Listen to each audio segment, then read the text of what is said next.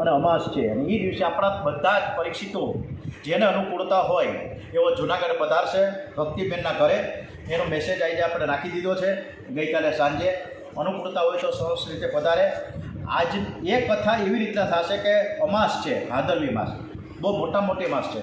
એટલે એ માસના દિવસે આપણા તમામ પિતૃઓ, આપણા સદગત આત્માઓને આપણે સમર્પિત કરીશું. તો આપણે બધા ભેગા થશું પૂજ્ય ડુંગરજી મહારાજના ચરણોમાં વંદન સાથે. ઓમ શ્રી કૃષ્ણ કનૈયાલાલ કે જય, દ્વારિકાધીશ કી જય, શ્રી ડુંગરેજી મહારાજ કી જય, શ્રી ગમ ગણપતે નમો નમઃ. વક્રતુંડ મહાકાય સૂર્યકોટિ સમપ્રભ નિર્વિઘ્નમ કુરુ મે દેવ સર્વકાર્યેષુ સર્વદા. આપણે બધા જ કાર્યો નિર્વિઘ્ન પૂરું થાય એવી વારંવાર આપણે પ્રાર્થના કરીએ છીએ. પરંતુ અંદરથી ભક્તિ, અંદરથી વિશ્વાસ આપણે પ્રભુ પ્રત્યે હોય તો બધા જ કામ સફળ થઈ જાય. સૌનું કરવો કલ્યાણ. પાછી પ્રાર્થના પણ આપણે કરીએ. કોના માટે કરીએ? કે સૌનું કરવો કલ્યાણ. હે દયાળુ પ્રભુ, અમારા માટે નહીં પરંતુ સમસ્ત જીવોના કલ્યાણ માટે અમે આજે કથા ભગવાનને સમર્પિત કરીએ છીએ. તમે સ્વીકારજો. અને આ બધા જ નર નારી પશુ પક્ષી જેટલા ઉપસ્થિત છે જીવજંતુ સહિત એ દરેકનું કલ્યાણ થાય એવી ભાવના આપણે કરીએ. ઓમ શ્રી સોમનાથ મહાદેવ કી જય, ઓમ શ્રી ગાયત્રી માત કી જય, ઓમ શ્રી ભાગવત ભગવાનજી મહારાજ કી જય. ઓમ નમો ભગવતે વાસુદેવાય. ડોંગરેજી મહારાજના ચરણોમાં વંદન સાથે, સુખદેવજી મહારાજના સ્મરણ સાથે આપણે સરસ મજાની આજની શ્રીમદ ભાગવત રસામૃત. આજે 19મી સપ્ટેમ્બર છે. આજે શિવરાત્રિ છે, ભાદરવા વદ તેરસ છે અને શુક્રવાર. જય સંતોષી માતા. આજની કથા આપણે શ્રી કૃષ્ણ પરમાત્મા ખૂબ સરસ રીતે સાંભળે જેવા ભાવ અને શ્રદ્ધા સમન સાથે આપણે સરસ રીતે કથા સાંભળીએ. વાનર ભવનાથમાં ઘણા બધા છે. એ વાંદરાને જ્યારે પકડવા હોય ત્યારે એ પકડનારા બહુ યુક્તિ કરે છે. એમને તો વાંદરા પકડાય નહીં, પરંતુ નાનકડું એક હાંડલું રાખે, એટલે કે માટલી રાખે.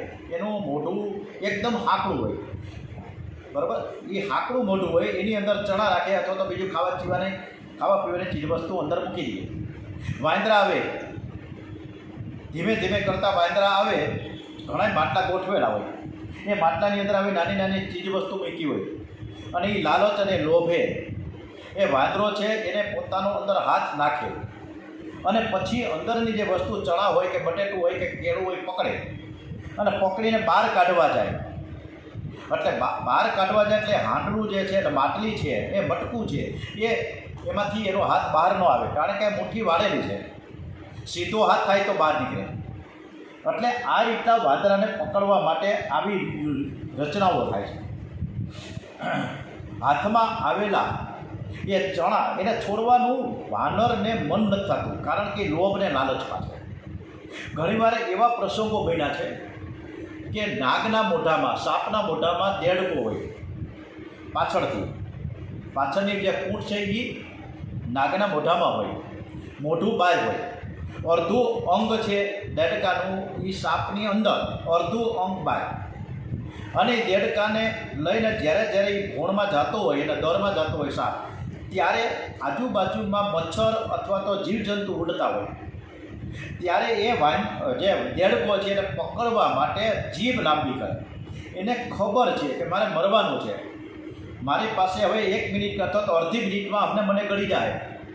પણ એમ છતાંય લાલચ અને લોભ એ દેડકો રોકી શકતા નથી. આવું જ વાંદરાનું છે, આવું જ દેડકાનું છે, એવું જ આપણા બધાનું છે. આપણને પણ ખબર જ છે કે અલ્પ જીવન છે, ક્યારેક ફટાકીઓ ફૂટી જાય ખબર નથી. છતાંય આપણી અંદરની તૃષ્ણાઓ, અંદરની અપેક્ષાઓ, અંદરની આશાઓ, અંદરની જીજીશા, કાંઈક લેવાની વૃત્તિ, એક મોહમાયા, એક લોભ, એક લાલચ, આ બધું ઘર કરી બેઠું છે. એ આપણે છોડી શકતા નથી. અને વારંવાર આપણે સતત ને સતત આપણે ચારેય બાજુ ભટક્યા કરીએ છીએ, પણ શાંતિ નથી. અને કેટલાક આપણને સમજાવે છે કે આ બધું જ હવે તમે છોડી દો ને, ઠાકોરજીની તમારા પર અસીમ કૃપા થઈ ગઈ છે, હવે તમારે કોઈ ચિંતા નથી. 2 છોકરાઓ છે, સરસ મજાના ધંધે વળગી ગયા છે, દીકરાના ઘરે વહુ આવી ગઈ છે, એના ઘરે પણ સંતાનો થઈ ગયા છે. હવે કાંઈ જાતની જરાય ચિંતા નથી, તમે ભક્તિ કરો. આવું આપણને ઘણીવાર કહીએ છીએ. પણ ત્યારે આપણે એમ કે 2 દીકરાના લગ્ન થઈ ગયા પણ એક છોકરી બાકી છે, એના હજી લગ્ન થાય પછી હું હરિદ્વાર ગંગા કિનારે ભજન કરવા જાઉં. દીકરીના લગ્ન થઈ ગયા, વળી પાછા કોક સમજાવવા આવે કે હવે છોકરાઓના લગ્ન થઈ ગયા, એને ઘરે સંતાનો, દીકરીના લગ્ન થઈ ગયા, હવે બધું સમૂહ થઈ ગયું હાઈ ક્લાસથી, હવે તો તમારે હરિદ્વાર ગંગાના કિનારે જવું જોઈએ. ત્યારે વળી પાછા એ ભાઈ મગન બાપા એમ કહે કે ના ભાઈ ના, હજી તો વાર છે, હજી આ છોકરા છે ને મોટા થાય ને હજી જનોય દેવાની છે, હજી દીકરાના છોકરા મોટા થાય, એ બધાને મારે બાળકોપાને રમાડવા છે ને પછી હું જાઉં. આમને આમાં આખો દિવસ આખી જિંદગી પૂરી થઈ જાય પણ આપણે ભક્તિ કરી શકતા નથી. બધું આપણે આવું જ છે. એટલે આ બધી લીલાઓ કૃષ્ણ ભગવાનની છે, પરમાત્માની છે, અને એ જ આ રહસ્ય છે. ભગવાનની લીલામય દિવ્ય શક્તિ છે. યોગીઓ જગતને ભૂલવા માટે પ્રાણાયામ પ્રત્યાહાર કરે છે. કૃષ્ણ લીલા એવી મધુરી છે કે અનાયસે આ જીવ છે ને જગતને ભૂલી જાય છે, પ્રભુમાં પ્રેમ જાગે છે, પરમાત્માના દર્શનના સ્મરણમાં તન્મયતા થાય છે. એટલે બ્રહ્માજી એમ કહે, બ્રહ્માજી પણ એમ કહે છે કે હું ભૂલો પડી ગયો છું. શ્રી કૃષ્ણનું રહસ્ય છે ને એ શ્રી કૃષ્ણ કૃપાથી જ ધ્યાનમાં આવે છે. જો કૃપા જ ન હોય તેનું રહસ્ય આપણે જાણી ન શકીએ. ભગવાનની લીલા બધી અટપટી છે. અનેક વાર બ્રહ્માજી કે દેવો પણ ભૂલા પડ્યા. પ્રભુએ બ્રહ્માજીનો મોહ દૂર કર્યો. બ્રહ્માજી ભૂલા પડી ગયા હતા ને, વાછરડાને લઈ ગયા ને, ગાયોને લઈ ગયા ને, અને ભાઈ ગોપ બાળકોને લઈ ગયા ને, એને એમ કે હું આ કૃષ્ણ છે જ નહીં.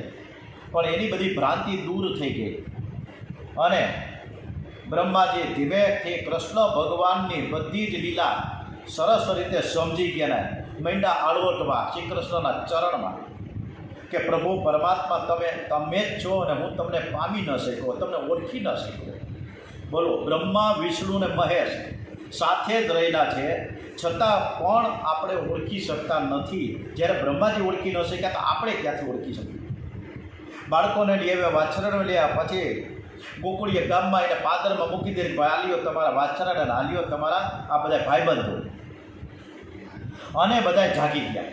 એક ગોપો બાળકો ઊંઘમાંથી જાણે જાગતા હોય ને, 1 વર્ષ પછીની વાત છે. 1 વર્ષ પછી જે રોજે રોજની દિનચર્ચા જે એના મોટા બાને, દાદીમાને, મમ્મીને, પપ્પાને, દાદાને કરતા હતા, એ છોકરાઓ 1 વર્ષ પછી બ્રહ્મલોકમાંથી નીચે આવ્યા અને પછી હળી કાઢીને ઘરે ગયા. અને ઘરે ગયા ત્યારે મોટા બાને કે બા, અઘાસુરનો વધ કેદી થયો ખબર છે તમને? અરે સવારના 9 વાગે અમે પંગતમાં બેઠા હતા ને, અને અઘાસુર ન્યા ગુફાન, અને એ પછી આખી કથા એને કહી છોકરાઓ. પણ 1 વર્ષ પછી આ રહસ્ય છે. આમ ને આમ રમતા કૃષ્ણ ભગવાનનું કૌમાર્ય વીતી ગયું.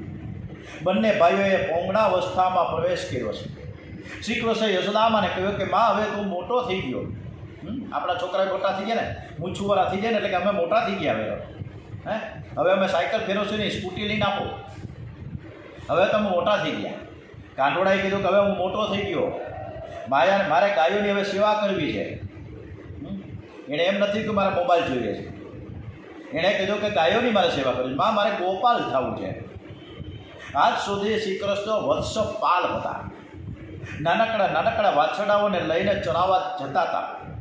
હવે લાલાને ઈચ્છા થઈ કે હું મોટો થઈ ગયો છું, એટલે ગાયોની હું સેવા કરું. તમને ભગવાન સંપત્તિ આપે તો એવો નિયમ લેજો કે ગરીબને જમાડીને પછી હું જમું. ભગવાન તમને ખૂબ જ સંપત્તિ આપે તો ગાય માતાને ઘરમાં રાખજો, ગાય માતાની સેવા કરજો. ગાય માતાના શ્રીઅંગમાં સર્વદેવો રહેલા છે. જે ગાય માતાને રાજી કરે, બધા જ દેવોને રાજી કરે છે, બધા દેવોને આશીર્વાદ આપે છે. કદાચ આપણે ઘરમાં ન રાખી શકીએ, શું કે ચાલો આપણે ન શકીએ ગાય માતાનું એવું પૂજન અર્ચન આપણે ઘેર બેઠા ન કરી શકાય તો કાંઈ નહીં. પણ અહીંયા જૂનાગઢમાં અથવા તો બીજા બધા સિટીમાં, શહેરમાં એવા બધા ગૌશાળાઓ છે કે જે બીમાર ગાયોની સેવા કરે છે. ખૂબ સરસ એવા જોશીપરાની કેસરિયા ગૌશાળા જે હું નજીકથી ઓળખું છું, તો આવી કેસરિયા ગૌશાળામાં યથા યોગ્ય એના મલમ છે, એના પાટા છે, એની ટ્યુબ છે, એના દવાદારું છે, ગાયોની માટે એવા છે, તો એ આપણે શક્ય એટલું ત્યાં જઈ ન્યોછાવર કરીએ અને ગાયને માથે હાથ ફેરવીએ અને પછી જે આશીર્વાદ મળી અદ્ભુત હોય. શ્રી કૃષ્ણને હવે ગોપાળ થવું છે. યશોદા મૈયા લાલાને સમજાવે કે બેટા તું નાનકડો છે, તું 11 વર્ષનો થા ને પછી તું ગોપાળ થાજે, અત્યારે રહેવા દે. લાલો કે ના માં, હવે મોટો થઈ ગયો છું, 6 વર્ષ પૂરા થઈ ગયા છે. લાલાને 7મું વર્ષ બેઠું છે, હવે હું 7મા વર્ષમાં પ્રવેશ થઈ ગયો, હવે હું મોટો થઈ ગયો, તો ભાઈ મારે હવે ગાય માતાની સેવા કરવી છે ને મારે આ જંગલમાં જઈ વનમાં જઈ અને ગાયોને ચરાવવા હું લઈ જઈશ. યશોદાજીએ કહ્યું કે બેટા ગોર મારા તારા જન્માક્ષર જોઈને સારું મુહૂર્ત આપશે ને અને ત્યારે એ મુહૂર્તે તું ગોપાળ બનજે. અને એવી વાતો થાય છે, આવી ચર્ચાઓ થાય છે. અને એ જ સમયે ત્યાં સાંડિલ્ય ઋષિ આવ્યા છે અને લાલાને પૂછ્યું, લાલાને માટે એણે પૂછ્યું માએ યશોદા મૈયાને કે આને ગોપાલ થવું છે, ગાયોની સેવા કરવા માટે જવું છે, ગાયોને ચરાવવા લઈ જવું છે, તો આનું મુહૂર્ત ક્યારે, આ ક્યારે છે? આ ગોપાલ છે ને કૃષ્ણ, આ કૃષ્ણ ગોપાલ ક્યારે થાય?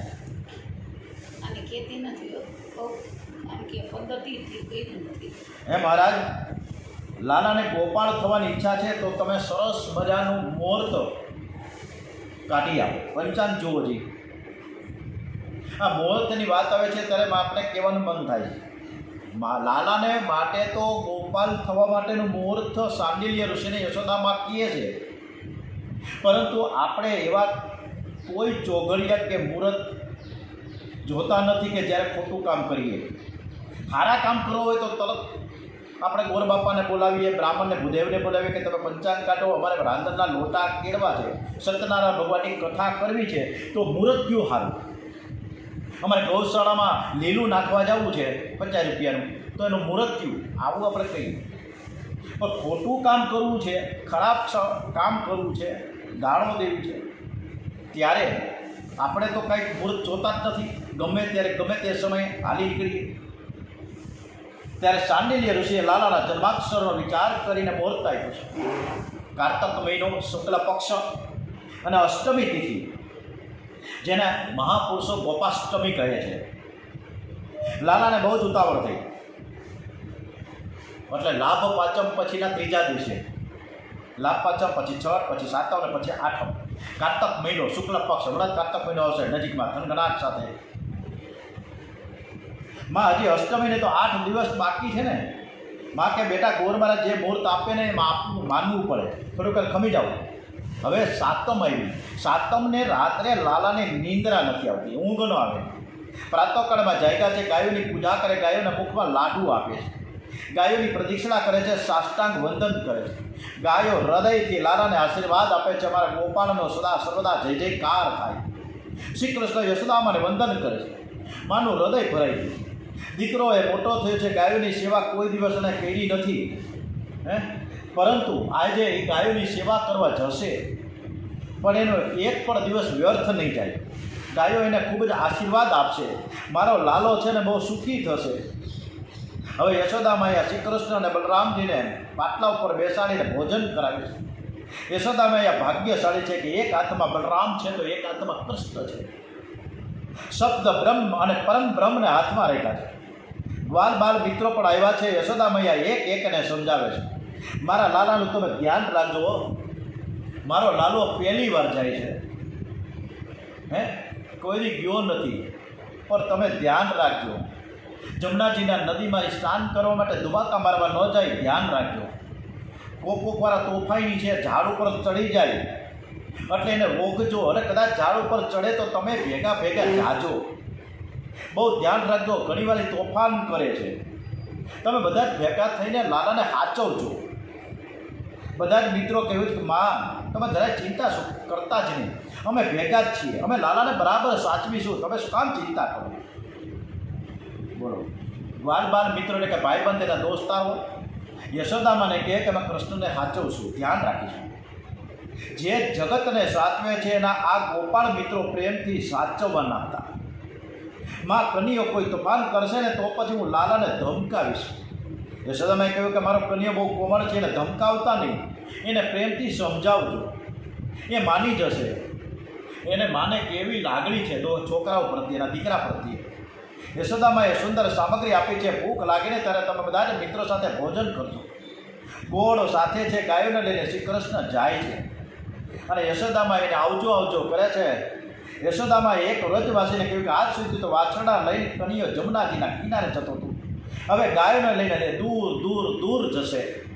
તડકો પડશે, તાપ સહન કરવો પડશે. મારો લાલો અતિ કોમળ છે. એ બે સુંદર, એક કામ કરીને બે સુંદર જોડા સરસ મજાના સ્કેચર કંપનીના સરસ મજાના બૂટ તું લાવીને આપજે ને, મારા લાલો પહેરીને જાય, એને કાંટા કાંકરા ન વાગે. લાલાએ કહ્યું કે હું પગમાં આ તમારા સ્કેચર કંપની હોય કે કોઈ પણ કંપનીના હું જોડા નહીં પહેરું. અરે ભાઈ શું કામ તારે નથી પહેરવાના? ભાઈ કાંટા લાગે, કાંકરા લાગે, તમને ખબર નથી, તમે જંગલમાં જવાના છો, ગાયોની પાછળ પાછળ દોડવાના છો, ક્યાંક લાગી જાય. અરે ભાઈ હું ગાયો છે ને એનું નોકર છું, એટલે તું ગોપાલ છું. અને ગાયો છે ને એ બધી ઉઘાડા પગે ચાલે છે, ક્યાં એને જોડા પહેર્યા? જ્યારે ગાય ઉઘાડા પગે ચાલે તો આ કાનુડો, આ એનો ગોપાલ પણ ઉઘાડા પગે જ જશે. તમે ચિંતા નહીં કરો મારી. યશોદામાનું હૃદય ભરાઈ ગયું છે કે આ મારો કાનુડો, મારો લાલો કેવું બોલે છે, ગાયોની સેવા કરશે, ખૂબ ખૂબ સુખી થશે, ખૂબ ખૂબ આશીર્વાદ આપ્યા. પણ લાલા તડકો બહુ પડે છે, તું ઉઘાડા પગે ચાલ અને તને કાંટાને કાંકરા વાગે, મને ગમે નહીં. લાલો કહે માં તું ચિંતા ન કરે, મને કાંઈ નહીં થાય, હું ગાયોની સેવા કરવા જાઉં છું, ગાયો મારે રક્ષા કરે, હું ઉઘાડા પગે જ જવાનો છું, તમે ચિંતા નહીં કરો. યશોદામાના મુખમાંથી એવો શબ્દ નીકળી પડ્યો કે બેટા તું ગાયોની સેવા કરે સારું છે, પણ ગમે તેમ તોય ગાય છે ને એ પશુ કહેવાય. ત્યારે લાલાએ ઠપકો આપ્યો છે, ઊંચે અવાજે કીધું, પણ મીઠો ઠપકો, કારણ કે માં છે ને, માને સામે ઊંચે અવાજે બોલાય નહીં. લાલો બરાબર સમજે છે, માં તું આજે ભલે તું બોલી, પણ હવેથી તું ન બોલતી, હું તને વિનંતી કરું છું, આવા શબ્દ નહીં બોલવાના. ગાય પશુ નથી, ગાયો છે ને વિશ્વસ્ય માતર હ. ગાયને જે પશુ સમજે છે મને જરાય ન ગમે.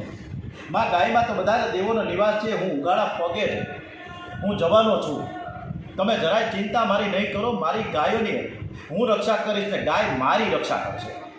ગોકુળમાં વૃંદાવનમાં શ્રી કૃષ્ણ ઉઘાડા પગે ફેર્યા છે અને તેથી વ્રજ રજ અતિ પાવન બની ગઈ. મહાપુરુષો વ્રજ રજનું કપાળમાં તિલક કરે છે, વ્રજ રજ મનને શુદ્ધ કરે છે. અને આજે વ્રજ રજમાં એટલે જ રાતના 2 વાગ્યાથી સવારના 4 વાગ્યા સુધી પ્રેમાનંદજી મહારાજ ખૂબ સરસ મજાના ભ્રમણ કરે છે અને લાખો માણસો રાતના દર્શન કરવા માટે પ્રેમાનંદજીને ત્યાં દર્શન રોડ ઉપર ઊભા હોય. શ્રી કૃષ્ણ ગાયોને લઈને આજે તાલવનમાં આવ્યા છે, ગ્વાલ બાલ મિત્રો સાથે રમે છે. તાલવનમાં બોર, કોઠાના ઝાડ ઘણા બધા હતા. બાળકોએ લાલાને કહ્યું કે કનૈયા અમને ફળ ખાવાની બહુ જ ઈચ્છા છે. તો લાલાએ કંઈ ખાવને આપણું જ છે, તમે તારા લહેર કરો જાઓ. બાળકોએ તમે એમ કહે ને લાલા કે તમે ખાવા વયા જાઓ, તમે ખાવા માંડો, તમે ક્યાંથી ખાઓ? અરે અહીંયા મોટો બધો રાક્ષસ રહે છે, તને ખબર છે? એની આકૃતિ કેવી છે તને ખબર છે? એની આકૃતિ છે ને ગધેડા જેવી છે, પણ એ લોકોને એટલો બધો ત્રાસ આપે છે કે તાલવનમાં એક પણ ફળ કોઈ ખાઈ શકે નહીં, અને કોઈ ખાવા જાય તો એને મારીને પછાડે. હવે તાલવન એ સમાજની સાર્વજનિક સંપત્તિ છે, પણ ઘણા દિવસોથી આ ધ્યેનકાસુ નામનો જે રાક્ષસ, જે ગધેડાના સ્વરૂપમાં જે રહેતો તે જબરદસ્તીથી આ તાલવનનો માલિક થઈ ગયો હતો. સમાજની સંપત્તિ, આમાં ડોંગરેજી મહારાજે બહુ સરસ શબ્દ વાપર્યા છે, આપણે બહુ સરસ મજાની શિખામણ આપી છે કે સમાજની સંપત્તિ જે ઓહૈયા કરી જાય એ ગધેડો થાય છે. તાલવનના ફળ કોઈ ખાય તો તેને ધ્યેનકાસુર મારે. ફળ હળી જાય, કેરી હળી જાય, બોર હળી જાય, જાફળ સફરજન હળી જાય, પણ કોઈને ખાવા ન દે. ઘરમાં કોઈ પણ વસ્તુ બગડે તો એ વસ્તુનો અભિમાની દેવ શ્રાપ આપે. પ્રત્યેક વસ્તુના એક અભિમાની દેવ છે. ઘરમાં કોઈ પણ વસ્તુ બગડે ને એ પહેલાં એનો સદુપયોગ કરવો જોઈએ. જેનો સદુપયોગ ન કરે ને એ દરિદ્રી થાય છે. એક કણનો પણ દુરુપયોગ ન થાય એની કાળજી રાખજો. એક કણ આપણે ઘણાને આપણે સવારના પોરમાં નીકળીએ ને જ્યારે આમ વોકિંગમાં, ત્યારે ઘણા લોકો દરમાં આજુબાજુમાં બધે પોતાનો લોટ પહેરે, હું કહે કીડિયારું પૂરે છે. હું કામ કે થોડોક લોટ રહી નાખશે ને તો હજારો કીડીનું એ ભરણ પોષણ થાય છે. અનેક કણથી અનેક હજારો લાખો કીડીઓનું ભરણ પોષણ થાય. બાળકો કહે કે લાલા અમારે ફળ ખાવા છે, તો પેલો ધનકાસુર અમને મારે તો બલરામજી મિત્રોને કહે છે કે તમે બધા જ શાંતિથી ફળ ખાઓ, પેલો આવે ને તો હું જોઈ નાખું. બાલ મિત્રો બધા દોસ્તારો ફળ ખાતા હતા અને ત્યાં ધેનકાસુર ક્રોધમાં પગ પછાડતો આવ્યો. હું એવો દોડતો આવ્યો કે હમણાં જ આ બધાને પકડીને મારશે. બલરામજી સાવધાન છે અને જોરથી એના પગ પકડાવીને પકડીને ચક્કર ફેરવો અને એ જોરથી પછાડ્યો. ધેનકાસુર મરણ શરણ થયો અને બધા જ બાળકો બલરામજી મહારાજને જય જયકાર કરવા લાગ્યા છે. અને એના દોસ્તારોના ભાઈબંધ કાનુડાના જય જયકાર કરતા હોય તો આપણે પણ કરવો જોઈએ. બોલીએ શ્રી દાઉદજી મહારાજ કી જય, શ્રી કૃષ્ણ કનૈયાલાલ કી જય. ધેનકાસુર છે ને દેહાધ્યાસ છે અને એને બલરામજી જ મારી શકે. આજે તો બલરામજીએ મોટો બધો રાક્ષસને માર્યો. શ્રી કૃષ્ણ બધા દોસ્તારોની સાથે ઘેર આવ્યા.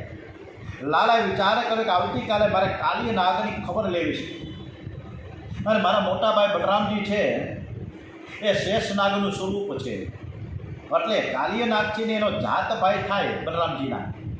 એટલે હું જો કાલી નાગને સજા કરવા જાઉં તો બલરામજી ઉપરાણું લેશે. એટલે લાલાની ઈચ્છા થઈ કે આવતીકાલે મારા મોટા ભાઈ બલરામજી મારી સાથે ન આવે તો સારું, મારે કાંઈક યુક્તિ કરવી પડે. એટલે યુક્તિ કરવા માટે શું વિચાર્યું? લાલાને યુક્તિ કરતાં બહુ સરસ રીતે આવે, મસ્ત મજાની. શ્રી કૃષ્ણ અને બલરામજી પથારીમાં આટે પડખે થયા ને યશોદા મૈયા બેઠા છે બાજુમાં. અને એ જ સમયે શ્રી કૃષ્ણ ભગવાન કાનુડો દાંત કાઢવા લાગ્યો. યશોદા કહે કે ભાઈ હુતા હું દાંત કાઢે છે, તને શેના દાંત આવે છે? તો લાલાએ કહ્યું કે બા તમને ખબર છે કે આપણા જે મોટા ભાઈ છે ને મારી બાજુમાં હુતા છે ને એ ગધેડા પાછળ પડ્યા હતા અને ગધેડાને માર્યો. લાલાએ આવું કીધું એટલે બલરામજીને સહન ન થયું, એને ગમ્યું નહીં. બલરામજીએ બાને કીધું બા એ ગધેડો નથી, આ કૃષ્ણ ખોટો છે, એને ક્યાં ખબર જ છે. આ ધેનકાસુર નામનો રાક્ષસ હતો, એની રાક્ષસને મેં માર્યો છે. બા એ ખોટું બોલે છે.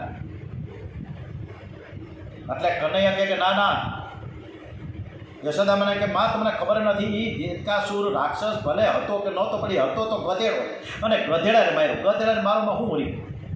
એમાં તો આવડી મોટી ફોકિયાથી મારતા હતા. હવે બલરામજી ચીડાયા. કાનુડાને કહે હું ટીકા કરું છું, તારી યારે બોલીશ જ નહીં. તારે જવું તો કાલ જાજે. માને કીધું બા હું આવતીકાલે એની યારે નહીં જાઉં, એને ભલે જવું જ જાય.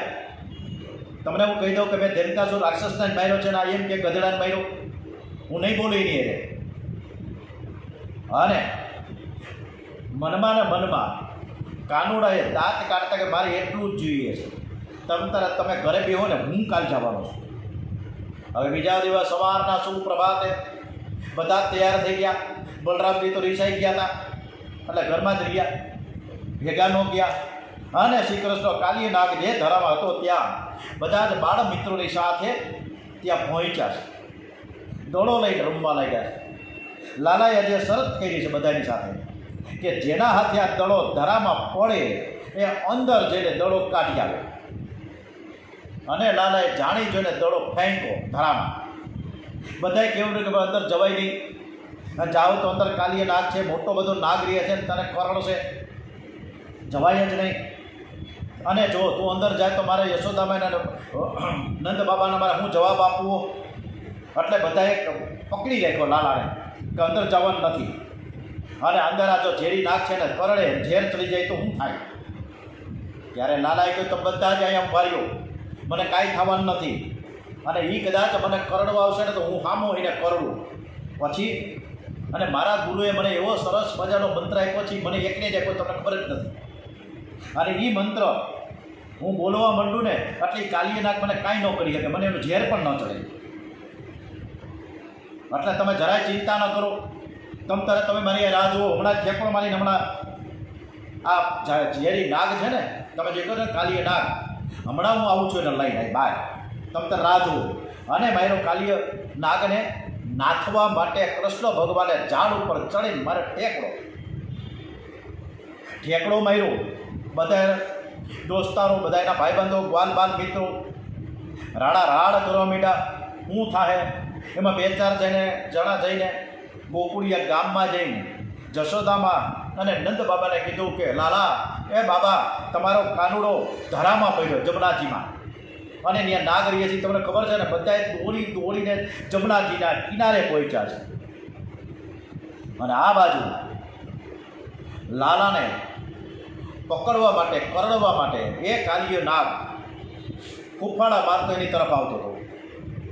અને જ્યાં એને ઝેર ઓકવા માંડ્યું ત્યાં શ્રી કૃષ્ણ ભગવાને એનું અમૃત બનાવી દીધું. એને કંઈ અસર જ ન થઈ. તો કોઈ બરફી ખાય તો બરફીની મજા અમૃત જેવી લાગે. એટલે શ્રી કૃષ્ણ તો અમૃત છે, આનંદમય છે. કાલીય નાગ લાલાને કરડવા જાય છે. લાલા એનું ઝેર ખેંચી દીધું. કાલીય નાગને આશ્ચર્ય થયું કે મારા ઝેરની વાસ કોઈ સહન ન કરી શકે. અને આ આવડું અમથું નાનકડું બાળક કાલીય નાગને લાલાને બાંધવાનો પ્રયત્ન કરવા લાગ્યા નાગ, પરંતુ બંધાતો નથી. ગ્વાલ બાલ મિત્રો, ગોપીઓ, જશોદામાં, નંદ બાબા બધા કિનારે ઊભા શ્રી કૃષ્ણ લાલાની રાહ જોવે છે. અને બધા જ લાલા લાલા તું બહાર આવ્યો કેવા લાગ્યા. પરંતુ અંદર લાલો કાલીય નાગની સાથે બથ કરે, મહાશક્તિ પ્રગટ કરી. અને કાલીય નાગના બંધનમાંથી કૃષ્ણ ભગવાન અલગ થયા અને ફેણ ઉપર ચડી ગયા. એના ફણા ઉપર કૂદકો માર્યો. ફણા ઉપર બિરાજેલા કૃષ્ણ એની એડીથી થાય કરતા નાચવા લાગ્યા. ગ્વાલ બાલ મિત્રો લાલાને ટાપીને જમનાજીના નીરમાં નજર કરે છે. ધીમે કરતા એ જે ફણા ઉપર કાનીયો જે નાચતો હતો, કૂદતો હતો, બહાર આવ્યો. હોઠ હલતા હતા. એટલે બધા ગ્વાલ બાલ મિત્રો જે હતા એને એમ લાગ્યું કે આ મંત્ર કંઈક બોલે છે. વ્રજવાસીઓ બહુ જ ભોળા, એ બધા એમ જ લાગે છે અને બધાને કે લાલાની પાસે જે મંત્ર છે ને એ મંત્રથી જ આ કાલીય નાગ છે ને એને કાંઈ કરી ન શીખવું. કાલી નાગનું ઝેર બહાર નીકળ્યું અને એ લોહી નીકળવા લાગ્યું, રુધિર ઓકવા લાગ્યો.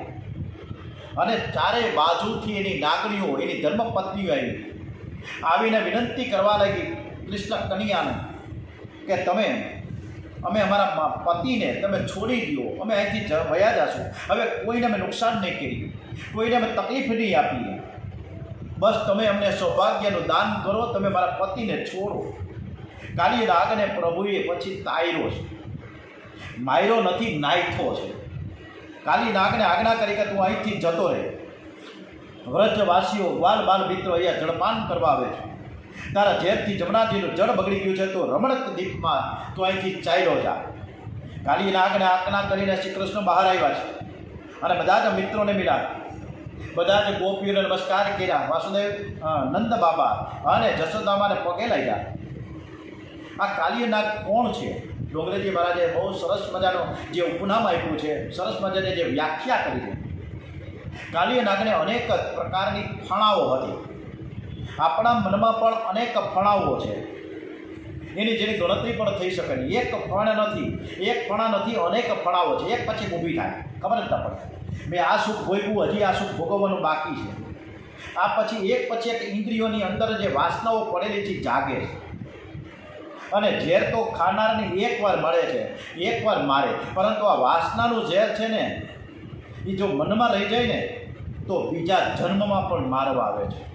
એટલે આપણે સતત ભક્તિ કરીએ ને, પરમાત્માની સાથે દ્રઢ ભક્તિથી, વિશ્વાસ સાથે પરમાત્મામાં જો તન્મય બની જાય તો આપણી ઇન્દ્રિયોની અંદરની જે વાસના છે એ મરી જાય.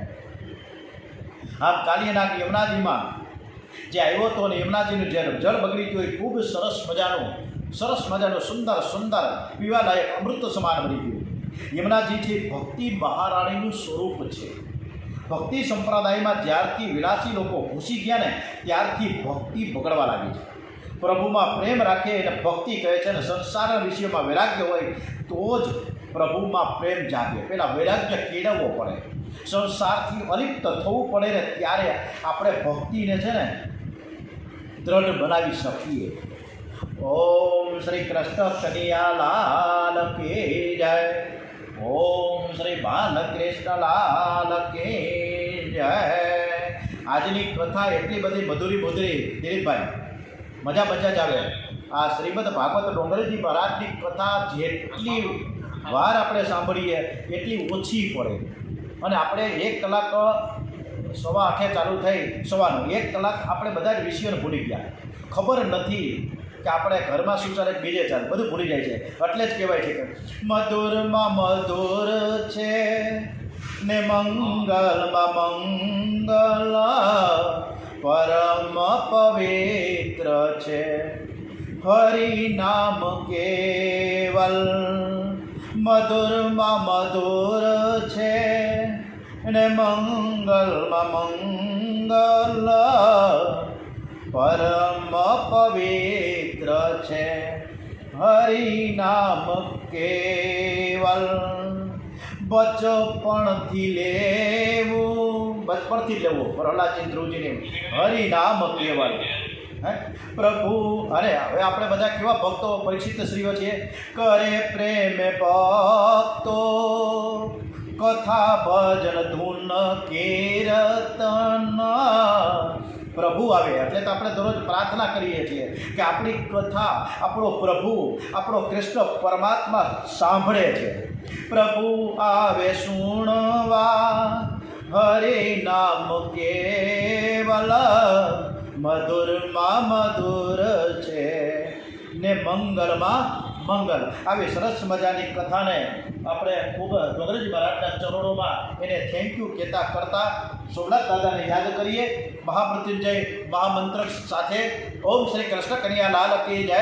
અત્યારે શૂટિંગ ચાલુ છે એટલે પહેલાં આપણે ભગવત ભગવાનજીનો જય જયકાર સાથે કથાને સમાપ્ત કરીએ છીએ. ઓમ શ્રી કૃષ્ણ કનૈયા લાલ કી જય, બાલકૃષ્ણ લાલ કી જય, દ્વારિકાધીશ કી જય, ભગવત ભગવાનજી મહારાજ કી જય. ઓમ નમો ભગવતે વાસુદેવાય. ઓમ નમઃ પાર્વતી પતય.